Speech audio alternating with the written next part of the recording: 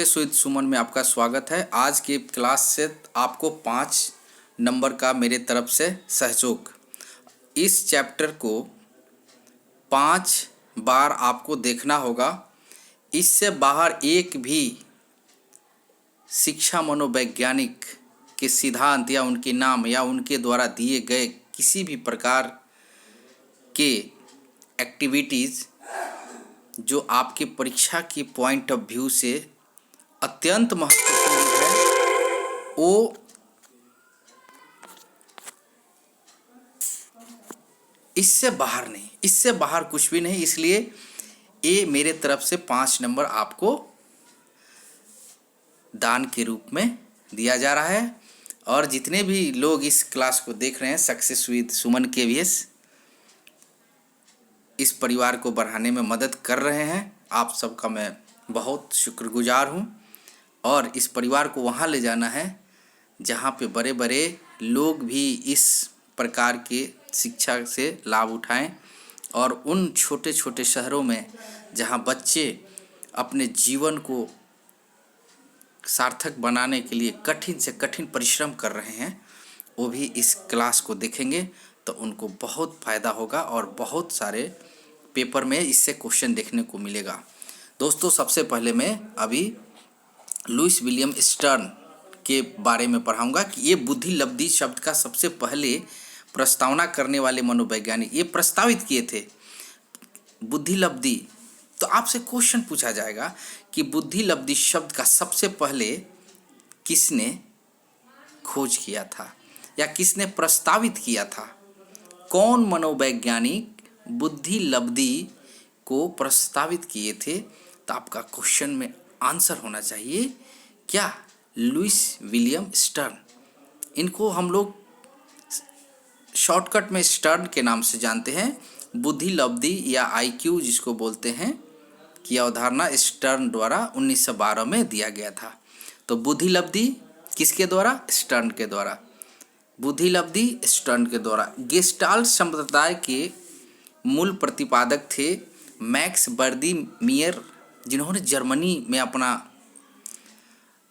ये सिद्धांत पे रिसर्च किया था, प्रतिशोध किया था। और गेस्टाल्ट संप्रदाय के मूल प्रतिपादक, गेस्टाल्ट एक जर्मन शब्द है, जर्मन भाषा का शब्द है जिसका अर्थ होता है संपूर्ण, ओवरऑल। इन्होंने एक महत्वपूर्ण पुस्तक लिखा जिसका नाम है प्रोडक्टिव थिंकिंग।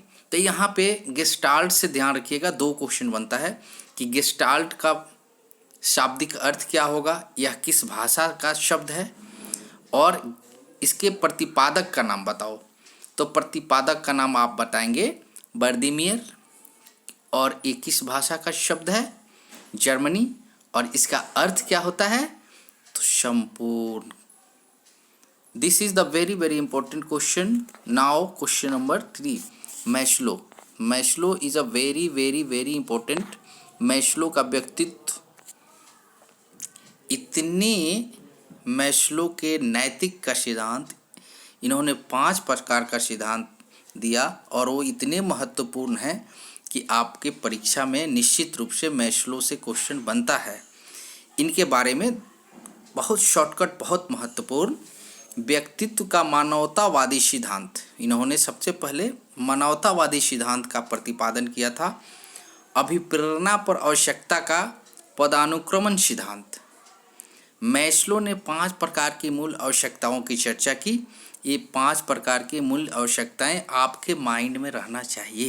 पहला, शारीरिक एवं जैविक आवश्यकताएं। सुरक्षा आवश्यकताएं। आश्रित होने तथा प्यार की आवश्यकताएं।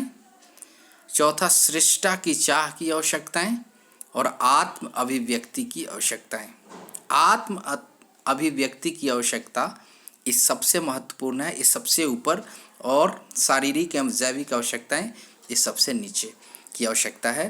तो इन सभी आवश्यकताओं को आपको ध्यान में रखना है, जिसको मैस्लो ने दिया। मैस्लो एक बहुत बड़े शिक्षा मनोवैज्ञानिक, जिन्होंने व्यक्तित्व का मानवतावादी सिद्धांत दिया, अभिप्रेरणा पर आवश्यकता का पदानुक्रमण सिद्धांत दिया, और ये 5 प्रकार के सिद्धांतों का प्रतिपादन किया, जो इस प्रकार से है: शारीरिक जैविक आवश्यकताएं, सुरक्षा आवश्यकताएं, आश्रित होने पर प्यार की आवश्यकताएं, श्रेष्ठता की चाह की आवश्यकताएं और आत्म अभिव्यक्ति की आवश्यकताएं। नाउ मैकडूगल एक ब्रिटेन के मनोवैज्ञानिक जिन्होंने मनोविज्ञान जीवित वस्तुओं के व्यवहार का विधायक विज्ञान है। मैकडूगल को मन ऊर्जा मनोवैज्ञानिक का जनक कहा जाता है। प्रश्न आया था पिछले बार कि मन ऊर्जा मनोवैज्ञानिक किन्हें कहा गया, तो आपको ध्यान में रखना है कि मैकडूगल, इसके पहले आया था कि मैकडूगल कहाँ के मनोवैज्ञानिक, तो आपको आंसर देना है कि मैकडूगल ब्रिटेन के रहने वाले मनोवैज्ञानिक थे। इसके बाद हम चर्चा करते हैं प्लूटो की शिक्षा का मुख्य उद्देश्य सत्य का साक्षात्कार। अगर सत्य का साक्षात्कार सत्य निष्ठा के साथ अगर आपका उद्देश्य चल रहा है तब प्लूटो को आप 100% फॉलो कर रहे हैं। शिक्षा प्रणाली में अनुकरण को विशेष महत्व दिया था कि बच्चे किसी चीज़ को अनुकरण करते हैं फिर उन्हें सीखते हैं। नाउ बहुत कम समय है, हमें बहुत ज़्यादा पढ़ना है, इसलिए मेरे दोस्तों हम अभी समुद्र के मंथन करके हीरे आपको दे रहा हूँ। बस इतना ही अपने माइंड में रखना, भाई पे भरोसा करना, इससे बाहर कुछ भी नहीं आएगा। John Dewey is a psychologist of United state of America. John Dewey US को जनतांत्रिक शिक्षा का सबसे बड़ा व्याख्याता माना जाता है। इन्होंने कर के सीखने के सिद्धांत के पक्षधर थे, जिसको आज सबसे ज़्यादा बच्चों के अंदर देखा जाता है। Learning by doing method is given by John Dewey. John Dewey एक परियोजनावाद के समर्थक भी थे। परियोजनावाद अर्थात एक्टिविटीज़ बेस्ड लर्निंग के समर्थक थे। दोस्तों अब हम आगे चलते हैं, आगे के चैप्टर को इस प्रकार से देखेंगे। स्किनर का बात अगर मनोवैज्ञानिक में न हो तो इनकी चैप्टर अधूरा रह जाता है। शिक्षा मनोविज्ञान को शिक्षक निर्माण की आधारशिला माना जाता है। स्किनर ने चूहे और कबूतर, क्वेश्चन पूछा जाता है कि चूहे और कबूतर पे किसने रिसर्च किया था, आपका आंसर क्या होना चाहिए? स्किनर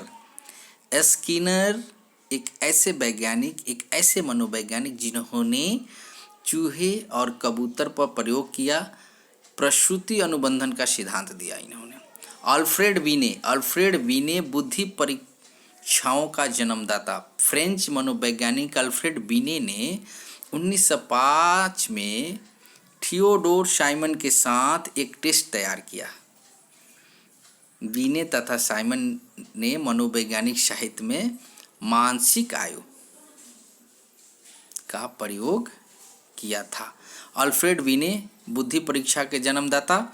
स्किनर हमेशा ध्यान रखिएगा, ये ऐसे वैज्ञानिक जिन्होंने चूहे और कबूतर पर रिसर्च किया। और फ्रोबेल को हम अभी देखेंगे। फ्रोबेल जो हैं जर्मन शिक्षा शास्त्री फ्रोबेल, किंडरगार्टन शिक्षा प्रणाली को प्रारंभ करने वाले फ्रोबेल, मंटेसरी, किंडरगार्टन, ये सारे जिन्होंने स्टार्ट किया उनका नाम आपको याद रखना है, आपको भूलना नहीं है। तो फ्रोबेल ने किंडरगार्टन शिक्षा प्रणाली को प्रारंभ किया, इससे ज़्यादा कुछ नहीं। फ्रोबेल के बारे आप देखेंगे। कार्ल जुग ने व्यक्तित्व के 2 प्रकार बताए, एक अंतर्मुखी और दूसरा बहिर्मुखी। तो क्वेश्चन आता है कि अंतर्मुखी और बहिर्मुखी के प्रतिपादक का नाम बताओ, तो आपको याद रखना है जुंग, दोनों को जोड़ दिए। अंतर्मुखी और बहिर्मुखी के लक्षण स्वभाव बाह्य रूप से होता है और अंतर्मुखी के आंतरिक रूप से होता है, उसको जोड़ने वाले जुंग याद रखेंगे, भूलना नहीं है। महात्मा गांधी बेसिक शिक्षा पर जोर देने वाले मनोवैज्ञानिक के सिद्धांत और उनके कैटेगरी में आते हैं। शिक्षा का अर्थ है बालक अथवा मनुष्य में आत्मा, शरीर बुद्धि के सर्वांगीण और सबसे अच्छे विकास से समझाता हूँ। इन्होंने कहा कि बेसिक शिक्षा सबसे महत्वपूर्ण शिक्षा है। बेसिक शिक्षा पर जोर। दूसरा, शिक्षा का अर्थ में बालक अथवा मनुष्य में आत्मा, शरीर और बुद्धि, आत्मा, शरीर और बुद्धि से संबंधित कोई भी अगर प्रश्न आपके अंदर आता है तो सीधा महात्मा गांधी पे टिक लगाएंगे। और जीन पियाजे, भूलना नहीं, जीन पियाजे एक ऐसे बड़े मनोवैज्ञानिक का स्थान है, बड़े मनोवैज्ञानिक का नाम है। इन्होंने विकासात्मक मनोविज्ञान के जनक, विकासात्मक, संज्ञानात्मक, पियाजे के अनुसार संज्ञानात्मक विकास की चाबी बालक के द्वारा अपने वातावरण के साथ की जाने वाली अंतःक्रिया। अगर वातावरण के साथ बच्चा किस तरह से उस वातावरण में रह रहा है, किस प्रकार उस वातावरण का वहाँ पे माहौल है, उससे सारा चीज़ बच्चा सीखता है। इसके प्रतिपादक जीन पियाजे। रोशा बहुत इम्पोर्टेंट।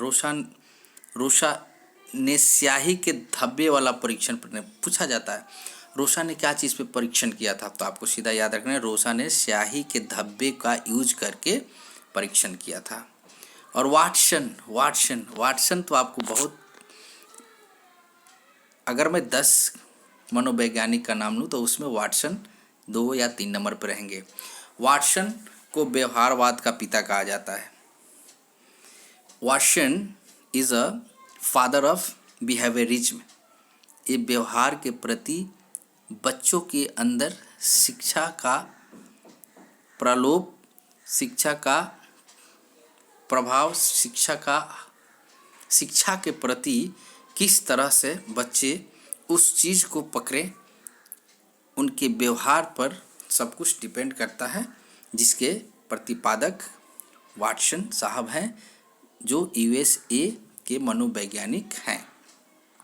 तुम मुझे कोई भी बालक दो और मैं उसे कुछ भी बना सकता हूँ। ये हर एग्ज़ाम में प्रश्न आता है कि वो कौन से मनोवैज्ञानिक है जो इस कथन को कहा था कि तुम मुझे कोई भी बालक दो, मैं उसे कुछ भी बना सकता हूँ, और एक किस प्रकार के सिद्धांत को मानते थे या किस प्रकार के सिद्धांत उन्होंने दिया। तो सबसे पहले व्यवहारवाद का सिद्धांत किसने दिया? वाटसन ने दिया। और इनकी बहुत इम्पोर्टेंट एक बुक है, उस बुक को आप हमेशा याद रखना। ये है बिहेवियर एंड इंट्रोडक्शन।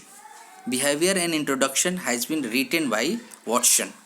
और एक और बुक है कंपैरेटिव साइकोलॉजी। इतना इम्पोर्टेंट नहीं है, लेकिन आपको ध्यान रखना है कि behaviour and introduction is written by Watson. ये 2 पेज में आपके सबसे महत्वपूर्ण, सबसे ज़्यादा इम्पोर्टेंट और सबसे अधिक आने वाले क्वेश्चन हैं। अब मैं मोंटेसरी के बिना ये मनोवैज्ञानिक के जितने भी सूची है परीक्षा के पॉइंट ऑफ व्यू से, इनका एक स्थान निश्चित आना चाहिए। डॉक्टर मैरिया मोंटेसरी, जो कि इटली की मनोवैज्ञानिक, ने इंद्रियों के माध्यम से प्रशिक्षण देने वाली मोंटेसरी शिक्षण प्रणाली के लिए जानी जाती है। सिगमंड फ्रायड ऑस्ट्रिया के मनोवैज्ञानिक, मानव व्यवहार को पूर्ण प्रेरणा के साथ काम या लिविड शक्तियों का भंडार, क्षमा चाहेंगे 1 मिनट में थोड़ा इस स्लाइड को बढ़ाता हूँ। एक समान व्यक्ति का व्यक्तित्व 3 का ईड, ईगो तथा सुपर ईगो, याद रखिएगा। ईड, ईगो तथा सुपर ईगो ये सिगमंड फ्रायड के थ्योरी में आता है।